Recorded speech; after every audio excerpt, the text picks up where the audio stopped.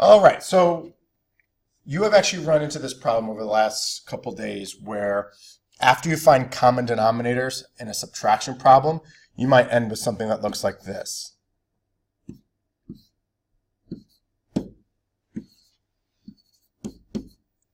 So you have common denominators, you're ready to subtract, but the number one rule when you are subtracting, after you find your common denominators, you must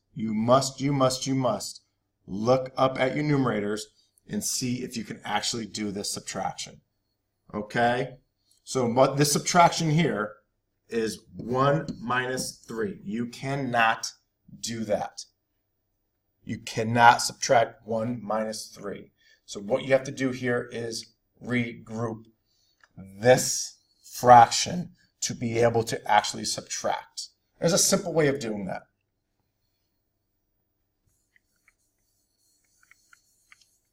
So what you're going to do is you're going to take a whole away. I'm going to take one whole away from that 3. If I take a whole away from that 3, I'm left with 2 wholes. One whole away, I'm left with 2. But now I have this one whole just hanging around, because 2 and 1/7 is not the same as 3 and 1/7. So my whole has 7 pieces in it. That's what my denominator tells me. When I took that one whole away, I really have now something with 7 pieces in it. There's 7. Okay, I need to do something with that 7. And my goal is obviously to make this numerator bigger so I can then do the subtraction. So when you take that whole away, you need to add your denominator back up to your numerator. So this would be simply 1 plus 7, which equals 8. And now I'm able to do the subtraction. 2 and 8/7 is equivalent to 3 and 1/7, the fraction that we started with. Okay, if you were to detach 8/7 and actually find out what 8/7 equals, well, 7 goes into 8 one time with 1 over 7 left over. If I add that back to the 2, I would then get my 3 and 1/7 where I began.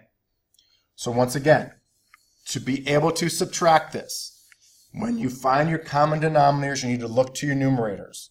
You need to make sure that you are able to actually subtract your numerators. We were not able to do that before. We were not able to do 1 minus 3. So what we did was we regrouped this fraction that we started with, this mixed number. We changed our whole number from a 3 to a 2, which left us with one whole kind of hanging around. Looking at your denominator, you know that a whole is 7 pieces. I need to add those 7 pieces back up to my numerator to get my numerator bigger.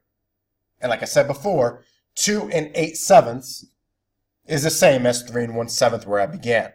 Now I can subtract. 2 minus 2 is nothing. You do not need to write 0. It's just nothing. 8 minus 3 is 5. Keep my same denominator. There is my answer. Let's do another one. So we'll start from the very beginning with finding your common denominator. So let's say we're doing 3 and 1/3 minus 2 and 4/7. Okay, well, I first need to find my common denominators because I can't subtract unless I have common denominators. So I'm looking at 7 and 3. I like a common denominator of fallback plan, 7 times 3. Let's do 21. So I'm going to bring down my whole number, bring down my new denominator, bring down my sign, bring down my whole number, bring down my new denominator. Look back up to my fraction and see what my multipliers are. Looks like to get from 3 to 7, I had to multiply, to get from 3 to 21, I have to multiply by 7. To get from 7 to 21, I have to multiply by 3. All right, so 1 times 7, my new numerator here is 7. 4 times 3 on the other side, my new numerator is 12. Okay, you have won the battle of common denominators. Now you must look at your numerators. Can you do 7 minus 12?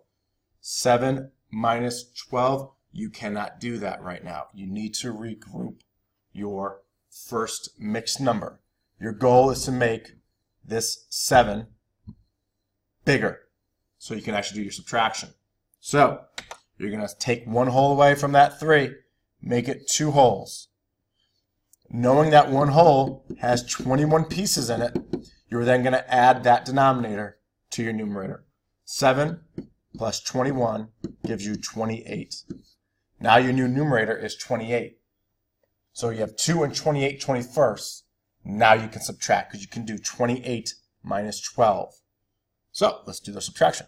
2 minus 2 is 0. You do not need to put 0 down. You should never write a fraction that looks something like this.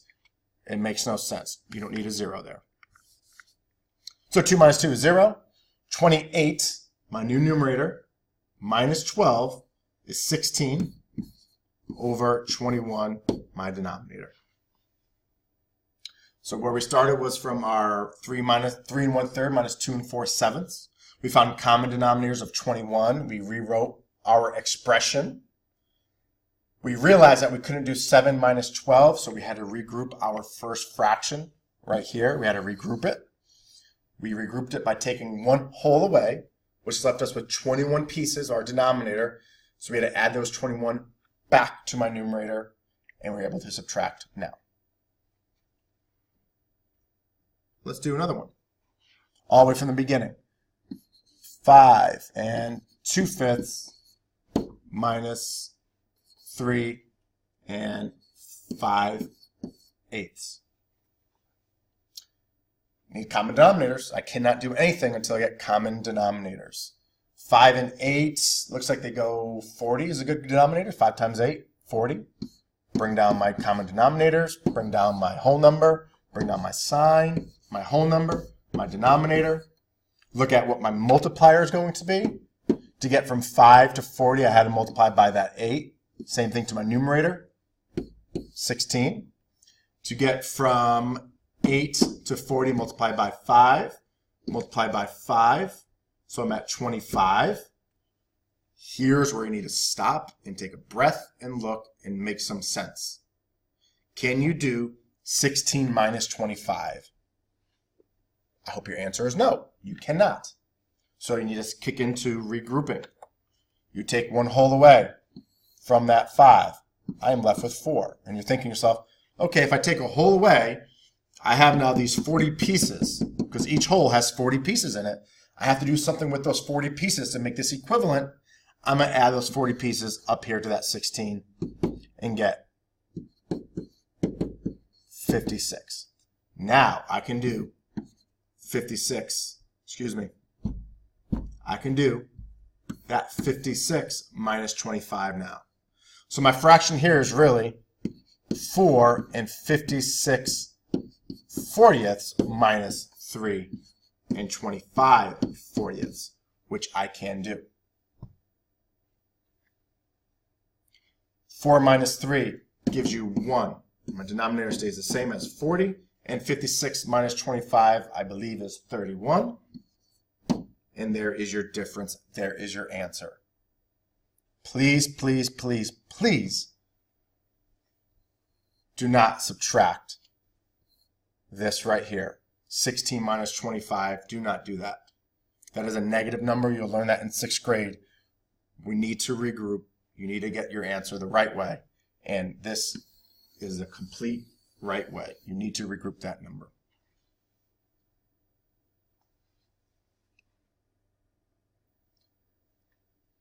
Okay, how about you do this one on your own? I'm going to give you the actual common denominators of, let's say, 48. Let's do common denominators of 48.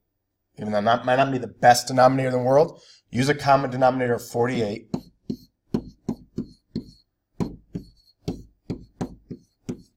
And let's see what you can do to regroup and subtract this the right way. I'm going to pause the video now, and when you're done, unpause it and see what your answer is, see if it matches mine.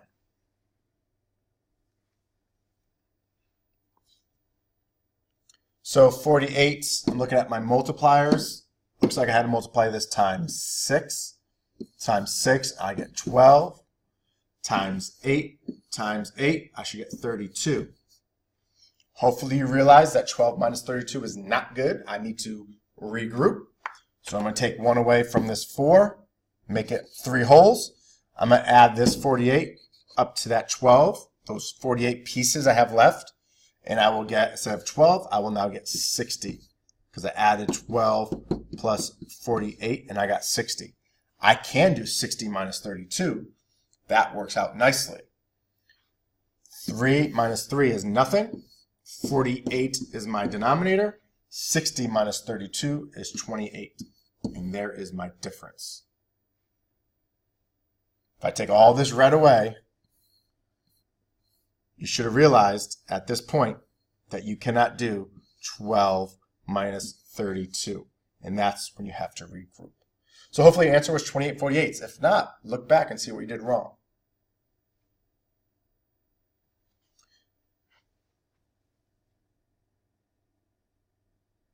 I'm going to give you a couple problems I want you to do right now. If you still need help, look back at this video and see how you can do the work.